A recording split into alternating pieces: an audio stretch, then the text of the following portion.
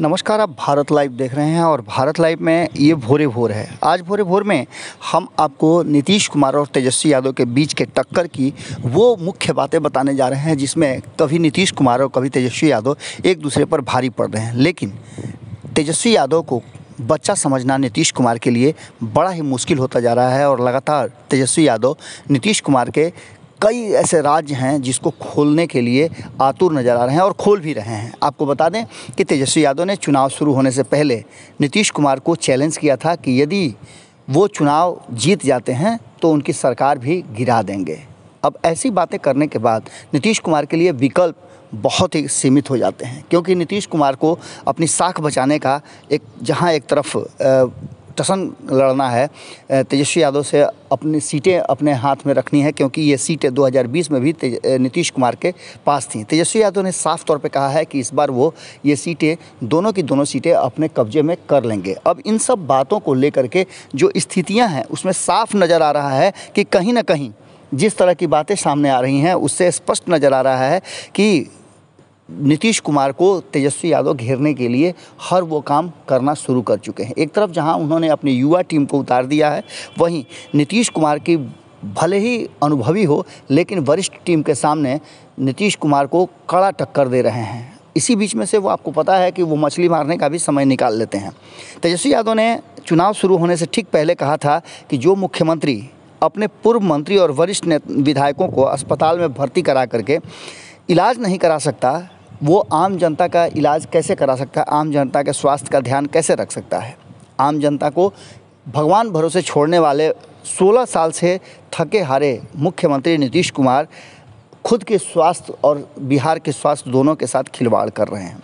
साफ तौर पर उन्होंने कहा है कि यही कारण है कि बिहार की जनता उपचुनाव में नीतीश कुमार को देखना और बर्दाश्त करना नहीं चाहती है। अब एक पल भी बिहार की जनता नीतीश कुमार को देखना नहीं चाहती है। इनके प्रत्याशी पर सैकड़ों केस दर्ज हैं और इतना ही नहीं, इनके प्रत्याशी का लोगों के बीच में जीरो जो है वो पहुंच है।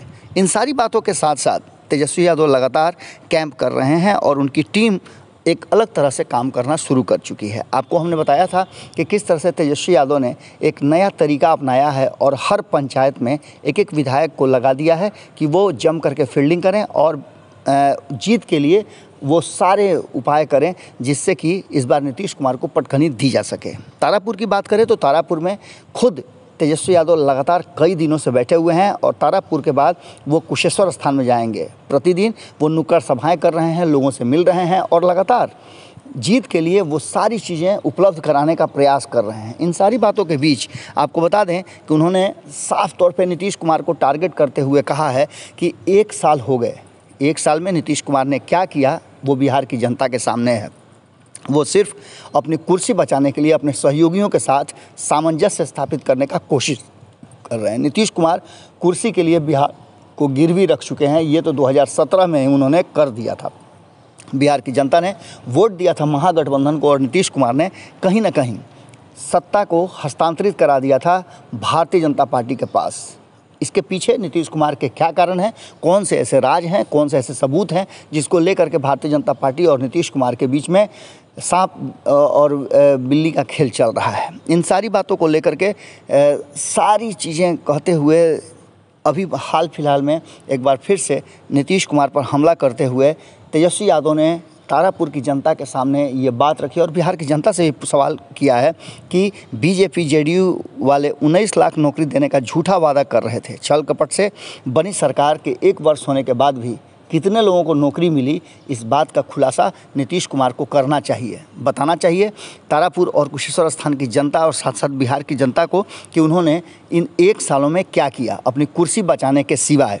इतना ही नहीं, उन्होंने साफ तौर पे कहा है कि जो लोग डिग्री लेकर के सड़कों पे भटक रहे हैं, हड़ताल कर रहे हैं, धरना कर रहे हैं, प्रदर्शन कर रहे हैं, उन लोगों को डंडों से पिटवाते हैं और ऐसे मुख्यमंत्री सिर्फ और सिर्फ बिहार को बर्बाद कर सकते हैं। साफ तौर पे तेजस्वी यादव पूरा एग्रेसिव हो गए हैं और लालू प्रसाद की अनुपस्थिति में ऐसा लग रहा है कि जैसे वो धुआंधार बैटिंग कर रहे हैं। उन्होंने साफ तौर पे कहा है कि डिग्री सर्टिफिकेट लेकर भटक रहे बिहार के युवाओं को के साथ ये बहुत ही घटिया मजाक नीतीश कुमार कर रहे हैं।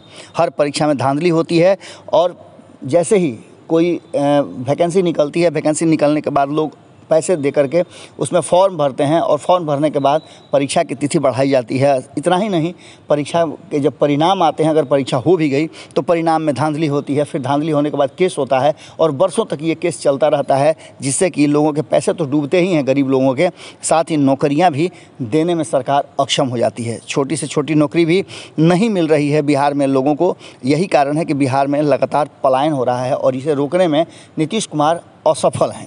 इतना ही नहीं, उन्होंने साफ तौर पे कहा है कि तारापुर विधानसभा अंतर्गत कई नुक्कड़ सभाएं करने के बाद, लोगों से सीधा बातचीत करने के बाद यही नज़र आ रहा है कि जिस तरह से नीतीश कुमार ने 16 सालों में बिहार को बैकफुट पर ला करके खड़ा कर दिया है, ये तो आंकड़े भी बता रहे हैं, जिसमें कुछ कहने सुनने वाली बात ही नहीं है।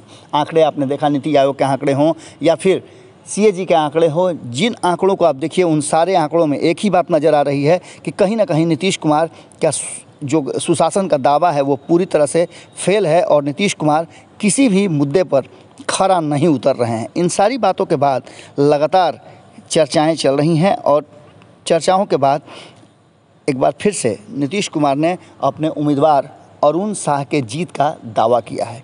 उन्होंने कहा है कि तारापुर की जनता अपार स्नेह और प्यार दे रही है, जनता मालिक है और जनता को ही फैसला करना है। क्या जनता बेरोजगारी, महंगाई और बिहार को पलायन देने वाले नीतीश कुमार का साथ देगी, अव्यवस्था को झेलेगी, जंगल राज लेकर के आएगी या फिर महाजंगल राज में रहना चाहेगी? ये सारी बातें लगातार जनता के सामने से गुजर रही है। राजद गठबंधन बेहतर है और इसे एक बार मौका मिलना चाहिए। उन्होंने साफ तरीके से कहा है कि बिहार में अब एक बदलाव की ज़रूरत है और वो बदलाव नीतीश कुमार से आने वाला नहीं है, क्योंकि नीतीश कुमार के लिए कुर्सी सबसे महत्वपूर्ण है और कुर्सी के लिए कोई भी समझौता करने के लिए नीतीश कुमार तैयार है। ऐसी स्थिति में बिहार की जनता ये समझ चुकी है कि अब नीतीश कुमार को मौका देना बिहार को बर्बाद करने जैसा ही होगा। इतना ही नहीं, उन्होंने साफ तरीके से कहा है कि भारतीय जनता पार्टी पूरी तरह से बिहार के साथ जो दोहरे मापदंड हैं उसके साथ व्यवहार कर रही है, उसके जैसा व्यवहार कर रही है और बिहार को न तो विशेष राज्य का दर्जा मिल रहा है और न ही नीतीश कुमार की कोई बात मानने के लिए नरेंद्र मोदी की सरकार तैयार है। ऐसी स्थिति में नीतीश कुमार के लिए विकल्प बहुत सीमित हैं। अगर बिहार को बचाना है तो नीतीश कुमार को बिहार से बाहर करना होगा, सत्ता से बेदखल करना होगा, तभी बिहार बच सकता है। वर्तमान परिस्थिति में हमने आपको बताया था कि लगातार तेजस्वी यादव हमलावर हैं। वहीं अगर जदयू की बात करें तो जदयू पूरी तरह से नकार रहा है तेजस्वी यादव के इन सारे दावों को।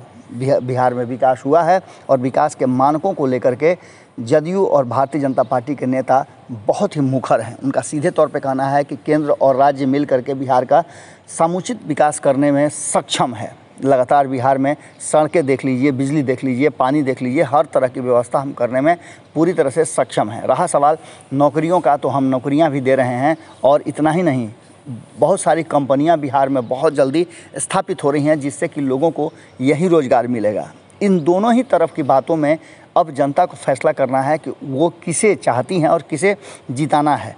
ऐसी स्थिति में दावे तो दोनों तरफ से हो रहे हैं और ये दावे दोनों की तरफ दावे के साथ साथ तीसरी तरफ के दावे भी हो रहे हैं, जहां एक तरफ कांग्रेस लगातार जीत का दावा कर रही है, वहीं चिराग पासवान भी ज़मीन पे उतर गए हैं और अपनी पार्टी के जीत का दावा कर रहे हैं। नीतीश कुमार पर आरोप लगाने का सिलसिला जहां एक तरफ कांग्रेस कर रही है, वहीं चिराग पासवान भी कर रहे हैं, तेजस्वी यादव तो कर ही रहे हैं। ऐसी स्थिति में नीतीश कुमार तीन तरफा घिरे हुए हैं। अब उनके लिए निकलने का रास्ता क्या होगा? चूँकि नीतीश कुमार अनुभवी नेता हैं और हर बार वो कठिन परिस्थितियों से खुद को निकाल करके बाहर ले आते हैं। क्या एक बार फिर से नीतीश कुमार अपने आप को इन युवा तिकड़ियों से निकाल करके बाहर ले आएंगे? जहां एक तरफ उन्हें कन्हैया कुमार से, जिग्नेश मेवानी से लड़ना है, वहीं दूसरी तरफ उनको पप्पू यादव से लड़ना है, चिराग पासवान से लड़ना है, तेजस्वी यादव से लड़ना है। और ऐसी स्थिति में नीतीश कुमार के लिए निश्चित रूप से आसान नहीं होगा इन दोनों सीटों पर जीत दर्ज करना। बिहार में अक्सर आपने देखा होगा कि मुख्य चुनाव से उपचुनाव कुछ अलग होते हैं। इस बार जनता का क्या फैसला होगा, इस पर सबकी निगाहें टिकी हुई है। दूसरी तरफ नीतीश कुमार अभी भी चुनाव मैदान में उतरे नहीं हैं। शायद ऐसा लगता है कि नीतीश कुमार ये देखना चाहते हों कि कहां तक विपक्ष, उनके विरोधी चुनाव प्रचार में उनका प्रचार करते हैं और उनके खिलाफ बातें करते हैं, उसके बाद नीतीश कुमार उतरेंगे और एक बार में ही धुआंधार बैटिंग करके सारे रन को पार करते हुए जीत के तरफ बढ़ जाएंगे। क्या होगा ये तो आने वाला वक्त बताएगा। 30 तारीख को बिहार की जनता वोट करेगी और 2 तारीख को परिणाम आने हैं। तब तक आप भारत लाइव के साथ जुड़े रहिए और भोरे भोर के इस एपिसोड में हमें दीजिए इजाज़त। बहुत बहुत धन्यवाद, नमस्कार। अगर ये वीडियो पसंद आई और वह बिहार के राजनीति और बिहारियत से सरोकार रखेनी तो सब्सक्राइब बटन दबा के चैनल के सब्सक्राइब कर ली। ओजे एगो घंटी बा, ओकरा बटन दबा देला से कुल सटीक और मारक खबर रुआ मुफ्त में मिल जाई। अगर रुआ पत्रकारिता के हमनी के नया प्रयोग में सहयोग कर चाहतानी तो ज्वाइन बटन दबा दी। पेटीएम नंबर नोट कर ली 9386816700। धन्यवाद।